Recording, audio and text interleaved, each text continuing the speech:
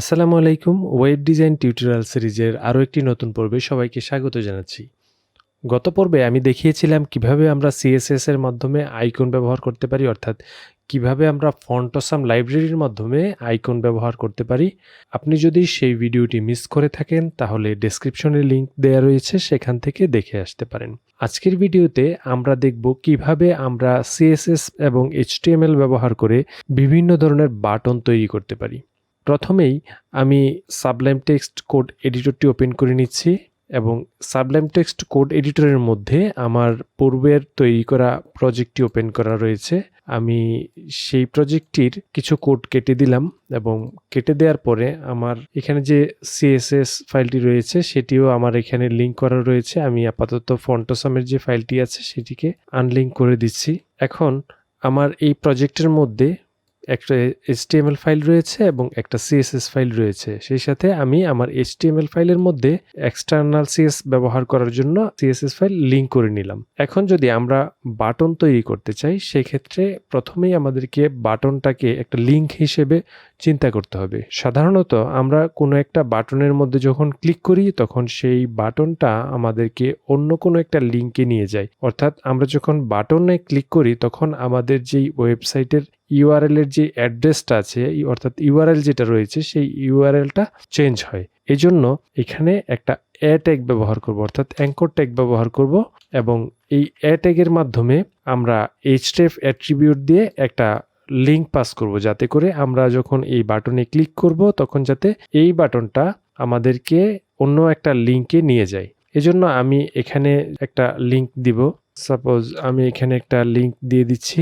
Link দেওয়ার পরে আমি এখানে যাতে শো করে, অর্থাৎ আমার বাটনের মধ্যে যাতে কোনো একটা লেখা শো করে, এজন্য আমি এখানে কিছু একটা দিব। সাপোজ এখানে আমি দিব ভিজিট আস। এই লেখাটা দিয়ে এখন যদি আমার এই যে ফাইলটা রয়েছে এই ফাইলটা যদি একটু ব্রাউজারে ওপেন করি আমি এরকম দেখতে পাচ্ছি, অর্থাৎ ভিজিট আস এইটা এখানে শো করছে। এখন কিন্তু এটা আসলে কোনো ধরনের বাটন বা কোনো কিছু হয় না, জাস্ট এইটা হচ্ছে একটা সিম্পল লিঙ্ক। এখন এই লিঙ্কটাকে আমরা যদি বাটনে কনভার্ট করতে চাই, অর্থাৎ বাটনের ডিজাইন করতে চাই, সেজন্য আমি এখানে style.css ফাইলটা ওপেন করলাম এবং ওপেন করার পরে আমি সরাসরি, যেহেতু এখানে একটাই ট্যাগ রয়েছে, আমি চাইলে এইভাবে ইউজ করতে পারি, অর্থাৎ আমি ট্যাগের নামটা লিখে এখানে ধরতে পারি। অথবা আমি যদি এখানে একটা ক্লাস ব্যবহার করি, বাটন নামে আমি একটা ক্লাস ব্যবহার করলাম এবং আমি সেই ক্লাসের মাধ্যমে, অর্থাৎ বাটন ক্লাসের মাধ্যমে আমি যে HTML ট্যাগের যে এলিমেন্টটা রয়েছে সেটাকে সিলেক্ট করলাম। এখন সিলেক্ট করে আমি যদি বলি টেক্সট ডেকোরেশন নান, সেক্ষেত্রে আমার এইখানে যে লিঙ্কের নিচে যে এখানে আন্ডারলাইন ছিল সেই আন্ডারলাইনটা চলে যাবে। এখন আমি কি করব, এই বাটনের একটা ব্যাকগ্রাউন্ড দিয়ে দিব। এই জন্য আমি ব্যাকগ্রাউন্ড কালার এই প্রপার্টিটা ব্যবহার করব এবং এখানে আমি একটা ব্ল্যাক টাইপের কালার দিয়ে দিব এবং ব্ল্যাক টাইপের কালার দেওয়ার পরে আমি এখানে লেখার যে কালারটা সেটাকে চেঞ্জ করে সাদা করে দিব। অর্থাৎ বর্তমানে কিন্তু এখানে লেখার যে কালারটা এটা একটা ব্ল্যাক টাইপের কালার রয়েছে। আমি এখানে কালারে যদি একটা সাদা কালারের কোড দিয়ে দিই সেক্ষেত্রে আমার কালারটা সাদা হয়ে যাবে, অর্থাৎ ব্যাকগ্রাউন্ডের কালার হয়ে যাবে ব্ল্যাক এবং আমার লেখার কালারটা হয়ে যাবে সাদা, যাতে করে এই ব্যাকগ্রাউন্ডের মধ্যে আমার লেখাটা দেখা যায়। এই অবস্থায় আমি যদি এখন ব্রাউজারটাকে রিলোড দেই আমি দেখতে পাচ্ছি যে এইখানে একটা বাটন তৈরি হয়ে গিয়েছে, অর্থাৎ এই বাটনটার ব্যাকগ্রাউন্ড হচ্ছে ব্ল্যাক এবং লেখাটা হচ্ছে সাদা। এখন আমাদের এই যে লেখাগুলা কিন্তু একদম চাপানো, অর্থাৎ বাম পাশ থেকে কোনো স্পেস নেই, ডান পাশে স্পেস নেই। এজন্য আমি যেটা করব এখানে একটা প্যাডিং ব্যবহার করব। প্যাডিং ব্যবহার করে আমি চাচ্ছি উপরে নিচে 5 পিক্সেল করে প্যাডিং পাবে এবং ডানে বামে 10 পিক্সেল করে প্যাডিং পাবে। আমি একটা জিনিস এখানে দেখাতে চাই, সেটা হচ্ছে আমি এর আগে দেখিয়েছিলাম কি যে আমরা normally padding top suppose 5 pixel, একইভাবে আমরা চাইলে এটাকে বটম করে দিতে পারি। অর্থাৎ আমি যদি এভাবে লিখি এভাবে লিখতে পারি।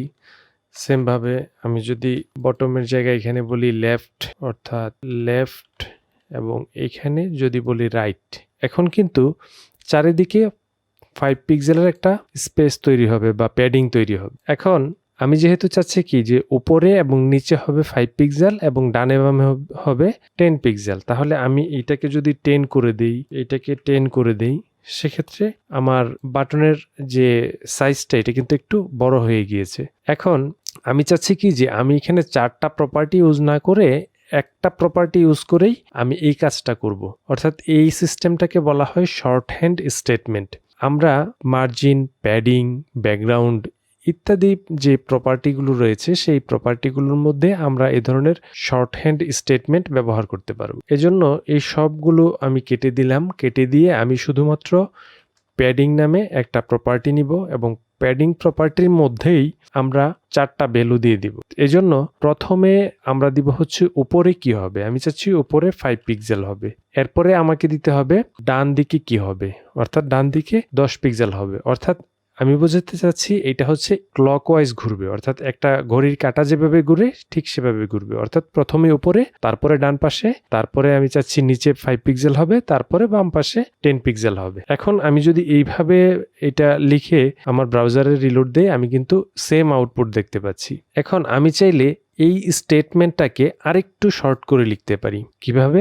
আমার যেহেতু উপরে এবং নিচে এই দুইটা ভ্যালু এক, অর্থাৎ 5 পিক্সেল, এবং ডানে বামে এই দুইটাও এক, এজন্য আমি এটাকে যদি শর্ট করে এইভাবে লিখি, অর্থাৎ এইভাবে লিখি, দুইটা ভ্যালুর মধ্যে লিখি, তাহলেই কিন্তু আমার সেম রেজাল্ট শো করবে। এখানে আমি একটু রিলোড দিলাম, যে এখানে কিন্তু সেম শো করছে। কিভাবে? কারণ হচ্ছে যখন আমরা প্যাডিং দিচ্ছি, সে যখন প্রথম ভ্যালুটা এখানে পাচ্ছে তখন সে উপরে এবং নিচে কাজ করছে, এবং আমি যদি এখানে সেকেন্ড যে ভ্যালুটা আছে সেখানে যা দিচ্ছি সেটা হচ্ছে ডানে বামে এই ভ্যালুটা পাচ্ছি। আমরা যদি এই ভ্যালুটাকে একটু টেস্ট করি, সাপোজ আমি এখানে 20 পিক্সেল করে দিলাম, আমরা এখন দেখব উপরে নিচে এটার ভ্যালুটা বেড়ে গিয়েছে।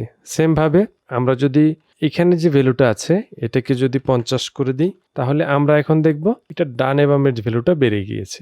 তা আমি আন্ডু দিয়ে আগের অবস্থায় ফিরিয়ে নিয়ে আসছি এবং এখানে রিলোড দিয়ে আমি আমার এখন এরকম শো করছে।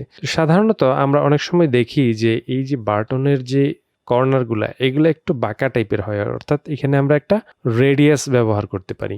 এজন্য আমি একটা প্রপার্টি ব্যবহার করব, বর্ডার রেডিয়াস। আমরা 5 পিক্সেল দিয়ে দিব। 5 পিক্সেল দেওয়ার পরে আমরা যদি রিলোড দিই, আমরা দেখতে পাচ্ছি যে এই বর্ডারগুলো একটু বাঁকা হয়ে গিয়েছে। আমি চাইলে আর একটু কমিয়ে দিতে পারি। সাপোজ আমি 3 পিক্সেল দিলাম, আমার বাটনটি কিন্তু একটা সুন্দর আকৃতি ধারণ করেছে। এখন আমরা বিভিন্ন বাটন যখন দেখি, বাটনের মধ্যে আমরা যখন কার্সরটা নিয়ে যাই তখন কিন্তু সেখানে একটা ইফেক্ট হয়, অর্থাৎ ব্যাকগ্রাউন্ড চেঞ্জ হয় অথবা ব্যাকগ্রাউন্ডের মধ্যে অন্য কোনো কিছু হয়, অর্থাৎ যে কোনো একটা ইফেক্ট অ্যাড হয়। আমরা যদি সেটা করতে চাই সেক্ষেত্রে আমাদেরকে কি করতে হবে, এই যে বাটনটা আছে বাটনটার মধ্যে একটা হোভার ইফেক্ট অ্যাড করতে হবে। যেমন বাটন লেখার পরে আমরা যদি কোলন দেই, কোলন দিয়ে আমরা যদি বলি হোভার, এখন যদি এইভাবে লিখি, এর মানে হচ্ছে এখানে আমরা যা কোড দিব সেগুলো ওই বাটনের উপরে যখন আমরা কার্সর নিয়ে যাব তখন সেই কোডগুলো কাজ করবে। এখন আমি যদি এই বাটনটার হোভার ইফেক্টে, অর্থাৎ এই হোভার দেওয়ার পরে বাটন লিখে কোলন দিব, তারপরে হোভার দেওয়ার পরে আমি এখন যদি এখানে লিখি যে ব্যাকগ্রাউন্ড কালার রেড, এবং এখানে ব্রাউজারে যদি রিলোড দেই, সেক্ষেত্রে আমি যদি কার্সরটাকে এই বাটনের উপর নিয়ে যাই তখন কিন্তু এটা রেড হয়ে যাচ্ছে। অর্থাৎ আমরা এই যে কোলন দিয়ে হোভার দিলাম, অর্থাৎ কোনো একটা এলিমেন্টকে সিলেক্ট করে সেটার পরে কোলন দিয়ে আমরা যদি হোভার লিখি, সেক্ষেত্রে কার্সর নিয়ে যাওয়ার পরে সেই কোডটা এক্সিকিউট হবে। এখন আমি চাচ্ছি যে আমার এই বাটনে যখন কার্সরটা নিয়ে যাওয়া হবে তখন একদম হঠাৎ করে ব্যাকগ্রাউন্ডটা চেঞ্জ হবে না, একটু ধীরে ধীরে ব্যাকগ্রাউন্ডটা চেঞ্জ হবে। এই জন্য আমি একটা প্রপার্টি ইউজ করতে পারি এইখানে, যে ট্রানজিশন, এবং এখানে যদি আমি একটা ভ্যালু দেই, সাপোজ 1s মানে 1 সেকেন্ড। এখন যদি এখানে রিলোড দেই, রিলোড দিয়ে আমি এখন যদি কার্সরটা নিয়ে যাই, তাহলে এটা দেখতে পাচ্ছেন যে একটু সময় নিয়ে ব্যাকগ্রাউন্ড কালারটা চেঞ্জ হচ্ছে। কিন্তু এখানে একটা বিষয় আপনি যদি লক্ষ্য করেন, আমরা যখন কার্সরটা নিয়ে যাচ্ছি তখন কালারটা প্রথমবার চেঞ্জ হওয়ার জন্য সে 1 সেকেন্ড সময় নিচ্ছে, কিন্তু কার্সরটা যখন সরিয়ে নিয়ে আসতেছি তখন কিন্তু সে কোনো সময় নিচ্ছে না, অর্থাৎ সাথে সাথেই সে ব্যাকগ্রাউন্ডটা চেঞ্জ করে ফেলছে। কিন্তু আমি চাচ্ছি যে কার্সরটার যখন এই বাটনের উপর নিয়ে যাওয়া হবে, সে যতটুকু সময় নিয়ে ব্যাকগ্রাউন্ডটা চেঞ্জ করবে, আমি কার্সরটা নিয়ে আসার পরে, অর্থাৎ কার্সরটা যখন আউট করে ফেলবো, সে যাতে সেম সময় নেই। এজন্য আমরা এই যে ট্রানজিশন যে প্রপার্টিটা, এটা যে হোভার এখানে ব্যবহার করেছে, আমি যদি এখানে ব্যবহার না করে এটাকে যদি নর্মালি ব্যবহার করি, অর্থাৎ আমি এখানে বলেছিলাম কি যখন হোভার হবে তখন ট্রানজিশনটা হবে, অর্থাৎ এই যে ট্রানজিশনটা হবে সেটা হোভারের সাথে সম্পর্কিত ছিল। কিন্তু এখন আমি যেহেতু এটাকে নর্মালি ট্রানজিশন দিয়ে রেখেছি, এখন আমি যদি এটা রিলোড দেই আমি দেখতে পাবো যে এখানে নর্মালি যে এরকম স্লোলি কালারটা চেঞ্জ হয়েছে, এবং আমি যদি কার্সরটা সরিয়ে ফেলি আবার সেম ভাবে যতটুকু সময় নিয়ে সে ব্যাকগ্রাউন্ড প্রথমবার চেঞ্জ করেছিল দ্বিতীয়বার সে একই সময় নিয়ে ব্যাকগ্রাউন্ডটা চেঞ্জ করেছে। আশা করি আপনি ট্রানজিশন সম্পর্কে বুঝতে পেরেছেন। এখন সাধারণভাবে এখানে আমরা 1 সেকেন্ড দিয়েছি, আমি একটু ভ্যালুটা কমিয়ে 0.5 সেকেন্ড দিলাম, এতে করে আরেকটু দেখতে ভালো লাগবে। এখন যদি আমি রিলোড দিই এটা খুব স্মুথলি ব্যাকগ্রাউন্ড চেঞ্জ হচ্ছে। এখন আমি যদি চাই যে এই বাটনটা যেটা আছে সেটা কিন্তু একদম রাউন্ডেড করে ফেলতে পারবো। কিভাবে? আমি জাস্ট এখানে বর্ডার রেডিয়াসটা 3 পিক্সেল না দিয়ে এখানে যদি আমি 30 পিক্সেল দিই, 30 পিক্সেল দিয়ে এখানে যদি রিলোড দিই আমি কিন্তু দেখতে পাচ্ছি যে এই যে বাটনটা এটা কিন্তু একদম রাউন্ডেড হয়ে গিয়েছে। আশা করি আপনারা আপনাদের HTML টেমপ্লেটের মধ্যে এভাবে বিভিন্ন টাইপের বাটন আপনি তৈরি করতে পারবেন। পরবর্তী ভিডিওতে আমি অন্য কোনো একটা এলিমেন্ট সম্পর্কে আপনাদের সাথে আলোচনা করব। সেই পর্যন্ত সবাই ভালো থাকবেন, সুস্থ থাকবেন। আল্লাহ হাফেজ।